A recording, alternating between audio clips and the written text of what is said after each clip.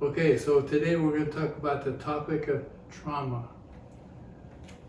And I hope to expand your mind a little bit on the topic and give you a broader understanding of the concept of trauma, what it does to you, and how you can deal with your trauma more effectively.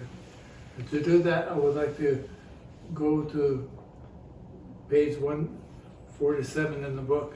You don't need to go to the book, but it has pictures of two different buckets, a good bucket and a beat up bucket. So I often tell people when they see them the first time that they compare their body to a bucket. I want to know if they have a good bucket or a bucket that's not good, meaning cheap, like worn out, holes bent.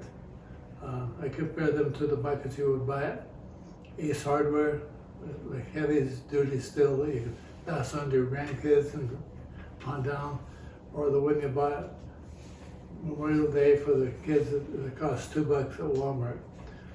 What kind of a bucket do they have? Number one. Number two, I want to know how full the bucket is.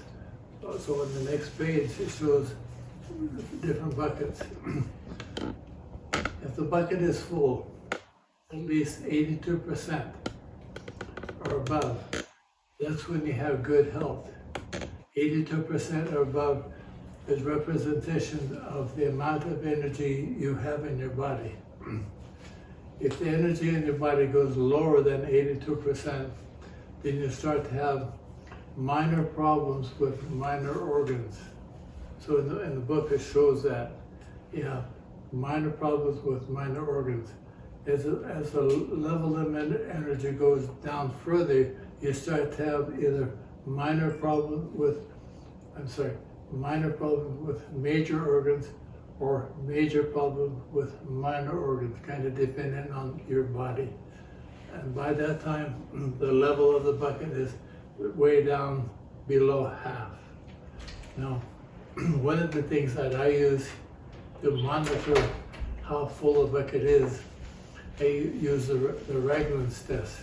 And the Regulus Test is the simple blood pressure sitting after 2 minutes, and then standing and checking it again immediately. It's normal for the blood pressure to temporarily go up when you stand up. It should go up about 10.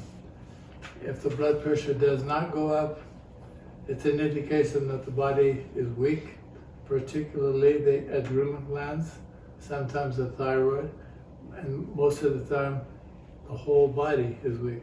So you can have weak heart, weak lungs, weak kidneys, but what we're measuring exactly is the body's ability to react to stress at the present time.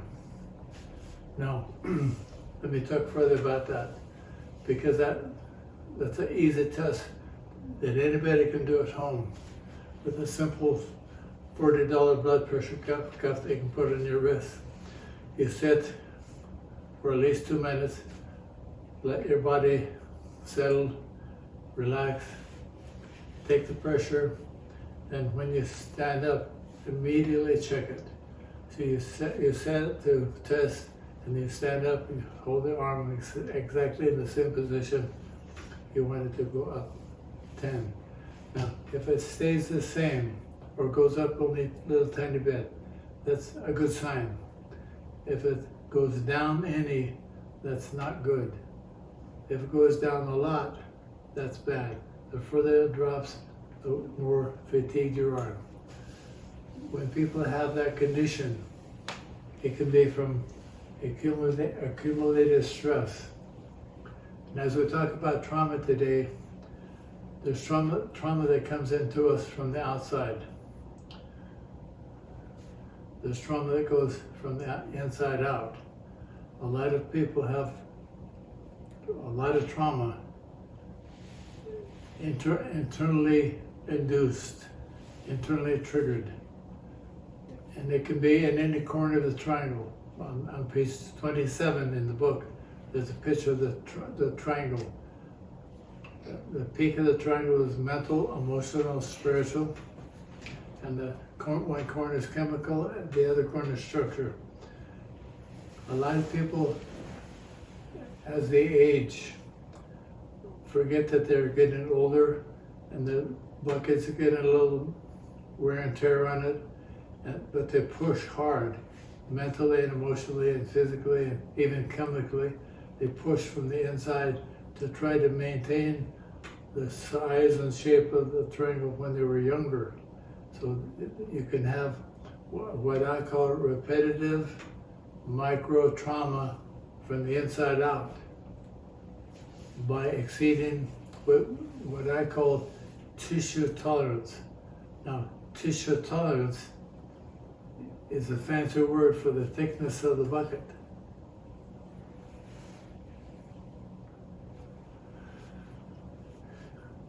You can be tough as nails physically and have weak tissue tolerance organically. A weak organ, stomach, liver, kidney, bowel, heart, brain, any organ can be compromised so that the tolerance is less. And the recommendation always is to, the best you can, never exceed tissue tolerance. If you exceed tissue tolerance from the inside out, then you puncture the bucket. You're inside the bucket and you stab a hole, and so you leak energy out. If we have trauma or stress from the outside in, it does the same thing to the bucket. It like jabs a hole with an ice pick in the bucket, and so the level of the bucket or the energy goes down. Does that make sense to you? So, and when the energy goes down, you develop the minor problems with the minor organs, then major problems with minor organs, or minor problems with major organs. Then as the level goes down even further, you start to have major problems with major organs. And that's usually when the medical doctor will test you. You have pain, you have dysfunction, you have weakness, you have a lot of symptoms, and you go get a diagnosis. And then the diagnosis is treated, not the whole bucket. And the concept that we use here is we treat the whole bucket. We want to identify the holes in the bucket and fill up the holes, starting with the big holes first if we can, and both if they come from the outside or the inside. Now, it's common with the people that I treat, I see and examine and coach, is the majority of them are more elderly. They're over the hill, so to speak. No. Do we need to raise our hands? You know, the question comes up, where is the top of the hill? Is it 35, 45, 55? It's different for everybody. It depends on what kind of a bucket they had at birth, how they took care of it. The good news is you can build a better bucket. You can build the thickness of the bucket by following correct principles. Because your body heals from within, not from without. I saw a lady today who has shingles. She's had shingles for a long, long time. And she told me finally today, she's 88, she told me finally today, I finally figured out that anything I put on the shingles from the outside always aggravates.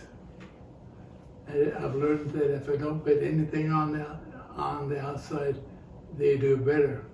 And the only problem I have right now is not pain, but itch. Now, I want to mention itch because itch is a sign. Itch is a symptom of a blood flow deficiency. Whenever you have an itch, anywhere you want to do what? Scratch.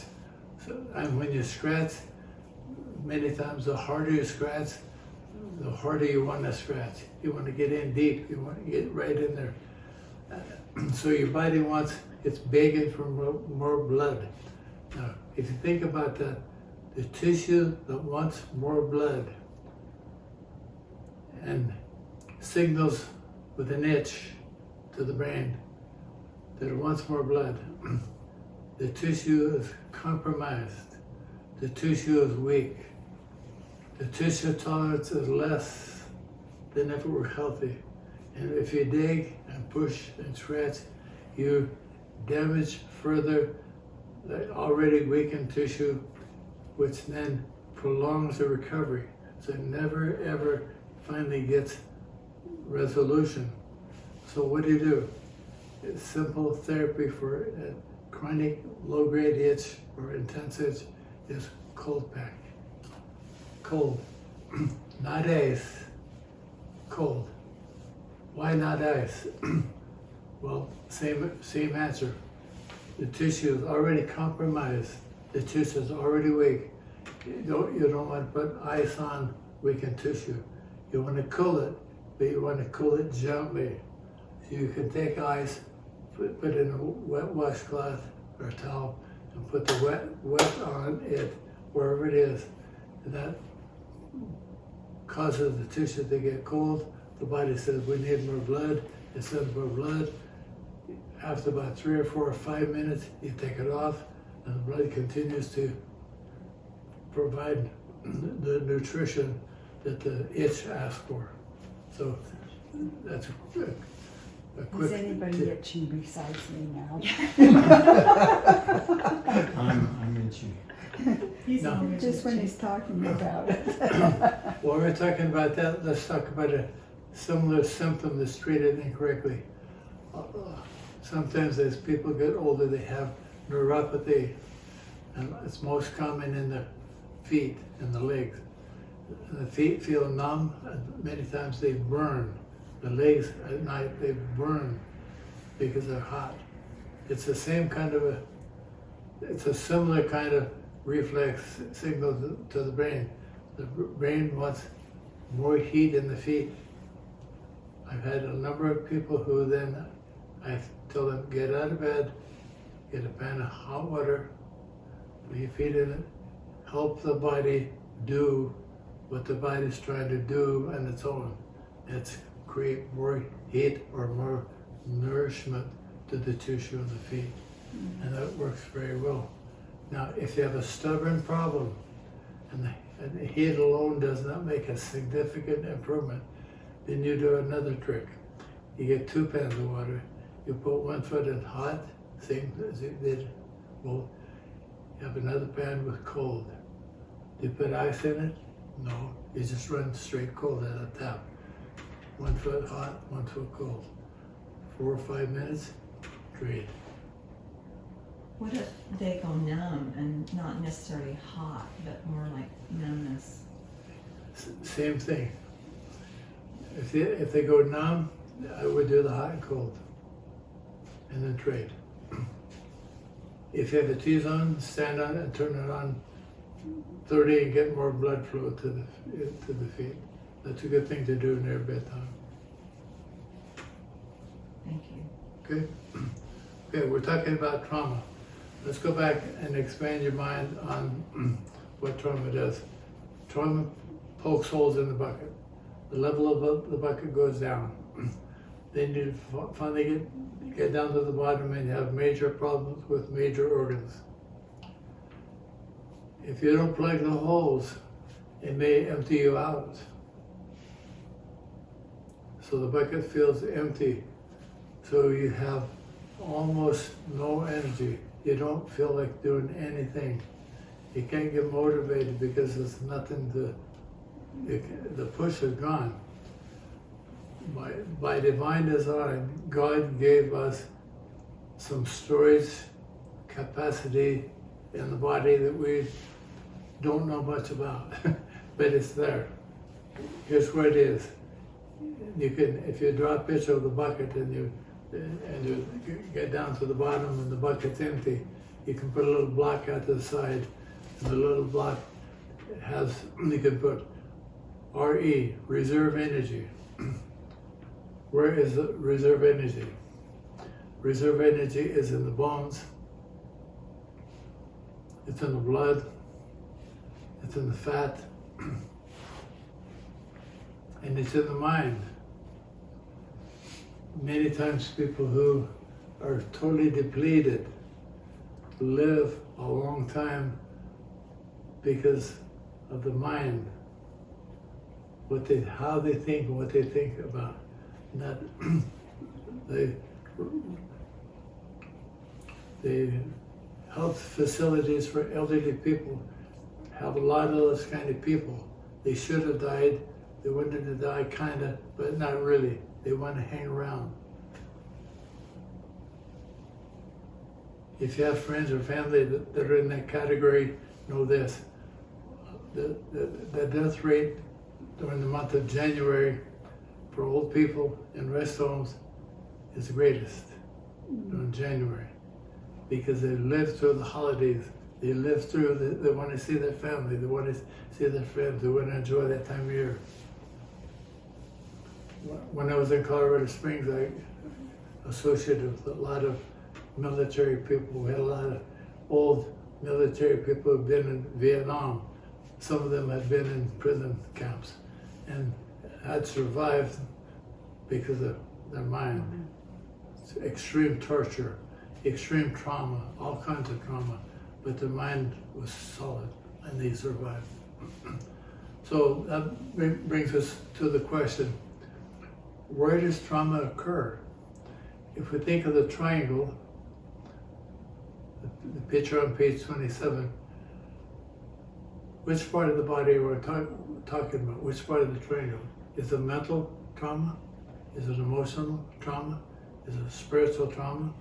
Is it chemical?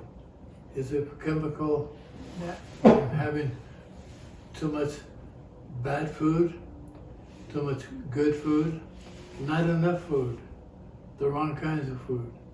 Is it trauma because of quantity of food? It can be any of the above. What about the structure corner? What kind of trauma can we have over on the structural corner of the triangle? I would like to use the words macro, meaning think of Mack truck. a lot of force. And micro, small trauma structurally. Small trauma can include something simple that you don't think about, but it can be there every day. Repetitive micro trauma drains buckets, drains energy. It can be something like poor fitting shoe. It can be a pillow, bad pillow. If you're in bed like you should be, you're there for 7 to 9 hours. The pillow is too thick, too thin, too soft, too hard, can create a micro trauma in the neck. It's not a very big trauma, but it happens every time you breathe, every time you move. It creates, the body has to respond to the position of the neck. Now, the question comes up, so what kind of pillow do I get? Well, it's kind of like recommending a shoe. One that fits. One that fits. Now, if you, like me, have broad shoulders and big, fat, heavy head, now, part of it depends on the position. I prefer to sleep on one side or the other. So with my broad shoulders, my heavy head, what kind of pillow do you think would be best for me? Thick? Yeah. Now, if I lay my head on a thick pillow that's soft, in about an hour or two, my fat, heavy head squished it down. It is opposite of what rocks do when you go camping. You know, you've been there and done that, right? Been there, done that. You get a little tight of rock, in the morning it's this big. They grow. So if you're on your back, any of us, the pillow should not be under the head. If you lay on your back, the pillow should be under the neck to support a normal, relaxed neck curve. So if you sleep on your stomach, you need to be whipped. They don't make a pillow like that. I can tell you many stories of people who come to see me with headaches and neck pain and back pain, and I always ask, tell me about your sleep and how you do it. Most of the time, if they sleep on their stomach with their head turned, I can promise them, I can guarantee them, you'll never be healthy. You cannot do that for very long without having a negative effect on the brain and spinal cord. It shuts things down. You can't do that unless you have a split piece headrest where you can lay face down. So back to the pillow. I recommend that you experiment and look around, borrow, move pillows around. Find a pillow that is very comfortable on either side. And spend most of your time on the side, not the back. When you lay on the back, you can do that before you go to sleep. If you wake up in the night, you can turn to your back. You can do the circle slide, you can do the self-care taught you, but don't try to sleep on your back unless you have a specific problem that I recommend that you do that. Then only support the neck curve and a small support behind the knees to take the pressure off the pelvis. So that's repetitive micro trauma. Now, repetitive micro trauma structurally can be a bad chair. It can be the seat in your car, the way the bottom of the seat is, or the way the back is tilted. Typically, for a long drive, you want the back of the seat to be higher, teeny bit, than the front of the seat. Now, one of the worst chairs you can sit in is, the folding chairs that are low in the back, because that reverses the low back curve. And when you sit in that kind of a chair, every time you breathe, you get a micro trauma to the low back. Now, keep in mind, whenever you stress the low back, you always stress intracranial tension on the brain and spinal cord. It's impossible to have low back misalignment without neck and head stress. Again. So when you're in a car, your back should be higher than your knees? Is that what you said, or? Yeah. Okay, that's a tough question because many cars, the seats in the car are not high enough to do that. What they did say was the back, this portion of the seat should be higher than this portion of the seat.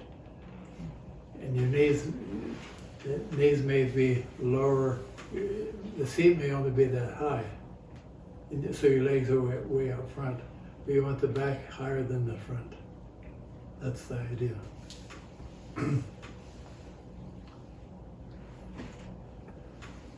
And what do you do with the back? If you tip your seat back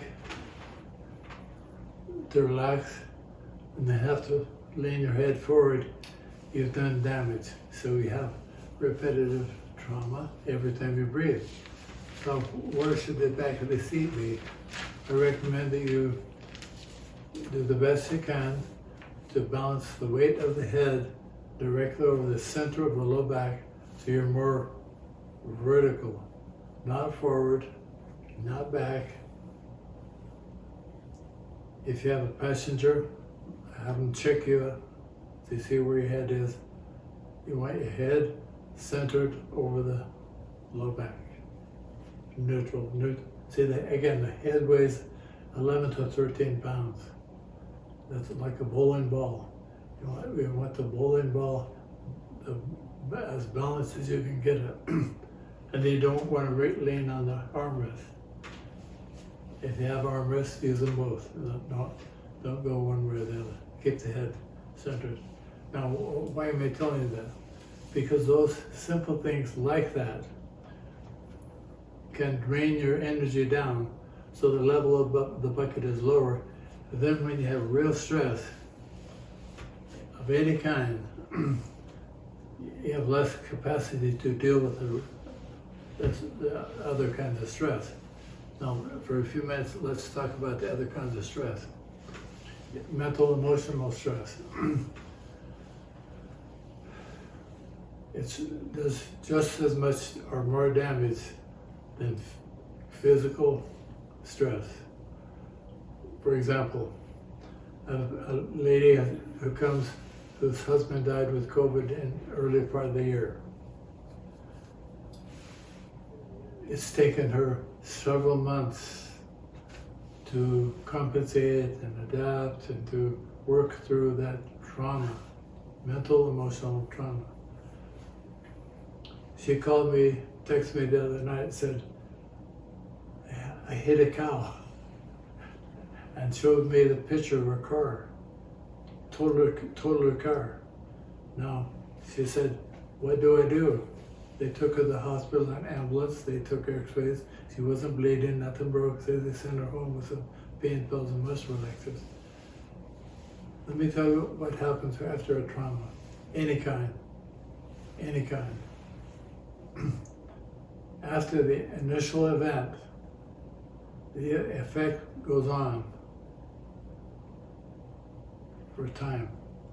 The length of time depends on how full the bucket is and the intensity of this trauma. For example, if you sleep on a bad pillow, the effect may only last for 2 or 3 or 4 hours. You say, oh, I get up, my neck is stiff, my shoulder hurts, and by the time I get around, I go to the gym and do some fancy stuff, and it feels better after a couple hours. Okay? Or a hot shower. When you have a spouse die, you had a cow with the car, it goes on for a long time. So, for just a moment, I would like to comment on car crashes. When you have a car crash, the total time of the impact is about 1-1/300th of a second. That's how long the initial impact lasts. Now, like the lady who hit the car, what about the next day? Is there still negative effects from the crash? Big time. No car, she got hurt for sure. So I told her for the next 72 hours, don't make it worse. Go lay down, don't clean the house, don't go shopping for a new car, just cool it until your body can kind of get down out of the shock level to gradually compensate and adapt to the extreme trauma.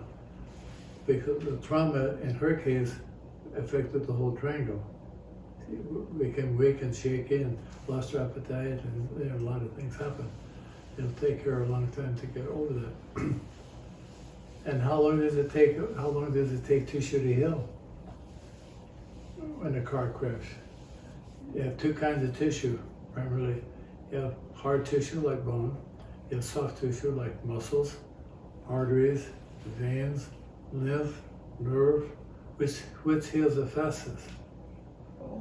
Bone. How long does it take a bone to heal? Weeks. About 6 weeks. Weeks.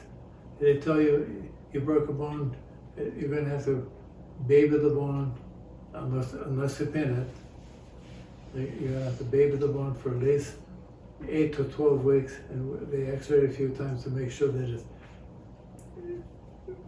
knitted sufficient to hold weight. How long did it take to heal? A broken bone? More 9 to 12 months at best case. 9 to 12 months.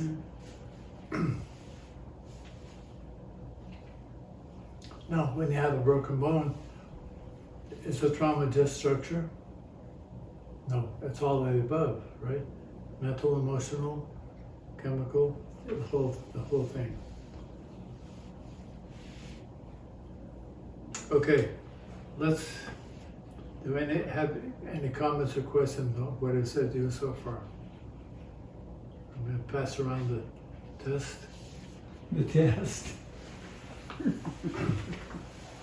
You should have made notes. I have a little trimmer. She's taking my notes, so. Well, you're not cheating off mine. The test is a teaching tool. I'm not giving you all the answers. It's open book.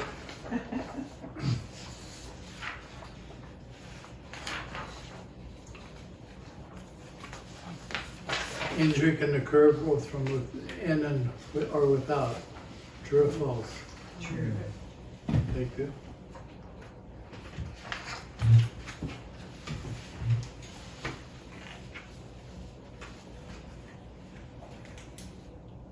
Two, trauma, whether great or small, can have a lifelong positive effects. True. Positive. Positive. The answer is true. Think There was an article yesterday in the paper about a young lady who looks more mature and acts more mature than most people her age. And they asked her why. And she said, trauma. I've had a lot of trauma in my life.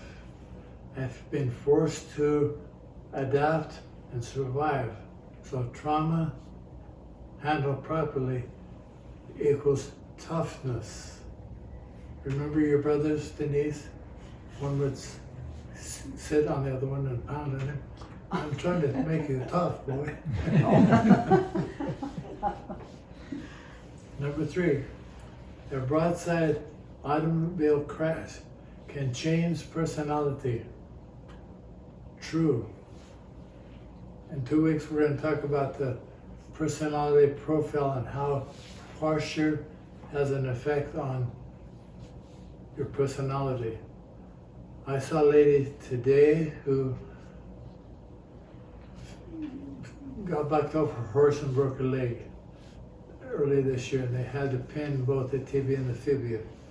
And she's now playing pickleball. She's now very active, but when she walks crooked.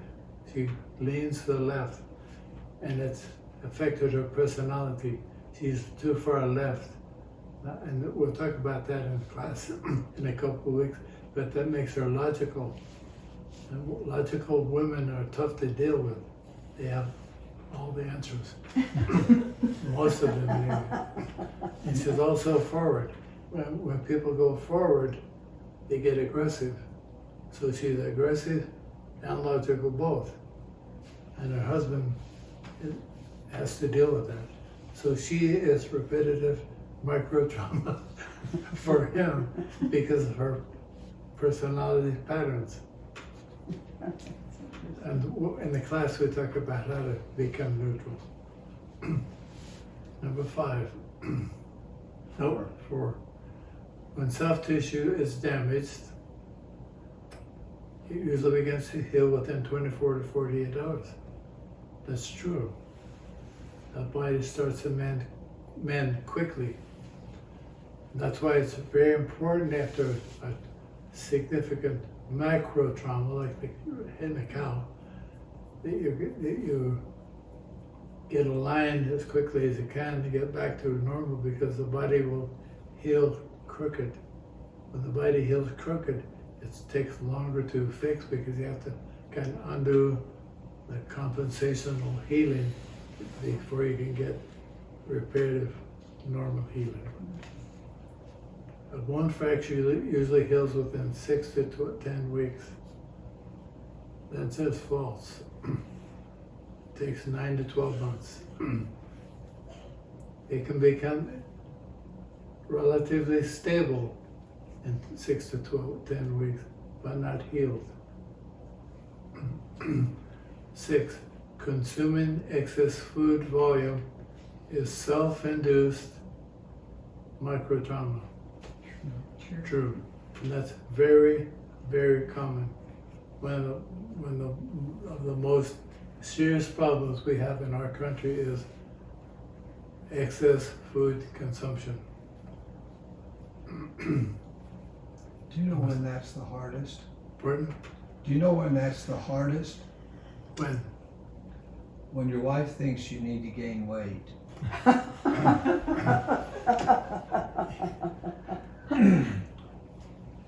So she puts this big pile of food, and I feel obligated to eat it. Or you'll dish up your own. He usually does. Maybe she's not trying to fatten you up. Maybe she's trying to get rid of you. I will ask that question sometime, maybe. Well, this last weekend was horrible for overeating, wasn't it? Or at least Yeah. in our house it was. And most people pay for it for a week or two. Yeah.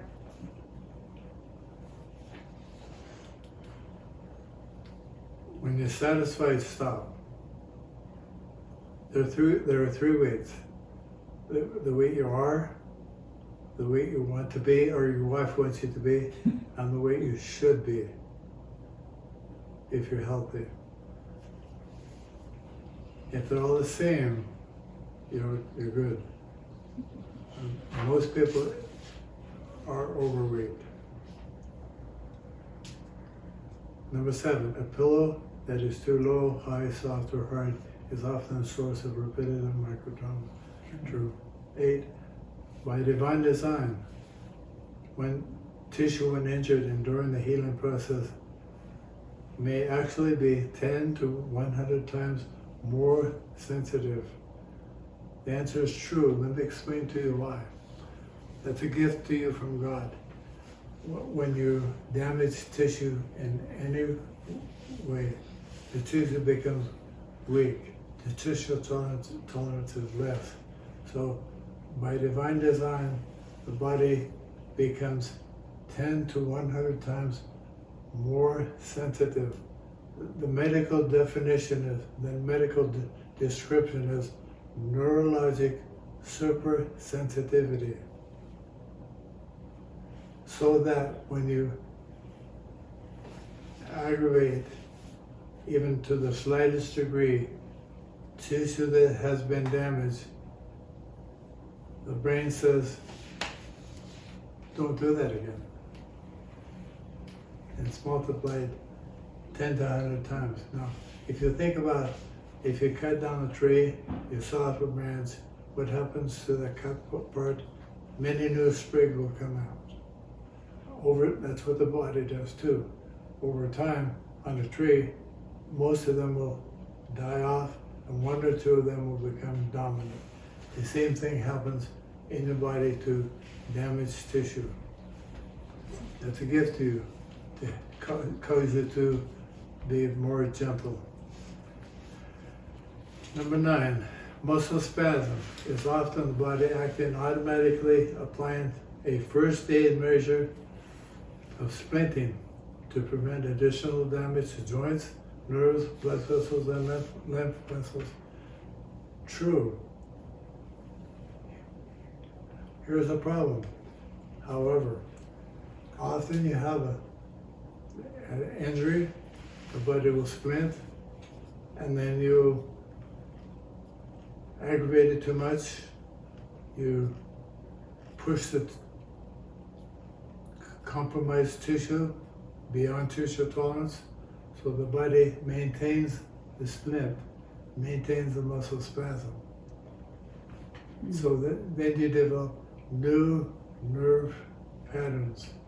When you develop new nerve patterns, new nerve pathways, you train the body to function abnormally to protect chronic tissue that's been weakened. Then if you're Unfortunately, you go to a chiropractor and they'll try to jerk it loose. You go to a massage therapist and they'll try to dig it out of you rather than gently taking the splint off and helping the tissue to become more natural. But the spasm is a good thing, short term, bad thing, long term. Number 10, when doing rehab, it's always important to honor tissue tolerance, whether it's physical, mental, or organ tissue.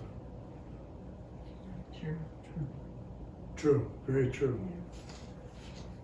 What kind of a mental trauma can you have? Mental, Loss of a child or something that just affects you emotionally. how long does it take to get over the loss of a child? Have you lost one? We've not. We've got somebody close to us that has, and watching them go through the suffering. We lost our youngest daughter, Danielle, when she was 18 months old. She drowned on New Year's Day in our friend's hot tub. And of course, that was extremely traumatic for everyone. I had a friend who had a son who, in a similar case, I asked him about 2 or 3 years later, so how long does it take to get over that kind of event? He said, oh, you don't. Like, oh, you don't. We have. But it took a long time, and a lot of faith, a lot of belief. Now I say I would rather lose one to death than to sin.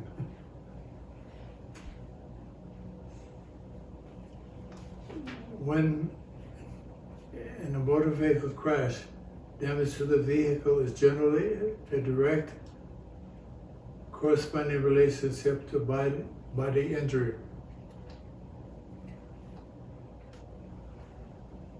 That's a tough question. If you're an insurance agent or an attorney or a patient, you all have different opinions. You can have a crash that does no damage, apparently, to the car, and the patient could die from whipping, from jerking. You can have a car like the one that hit the cow. The good news was when the lady hit the cow, the car went like an accordion. The car absorbed the impact. The occupant did not get whipped like it would have if it would have boom hit. So I like to think of a baseball player getting pitched a 95-mile-an-hour fastball is an aluminum bat. He gets a good connection. Boom. 415-foot home run. There's no damage to the ball. There's no damage to the bat.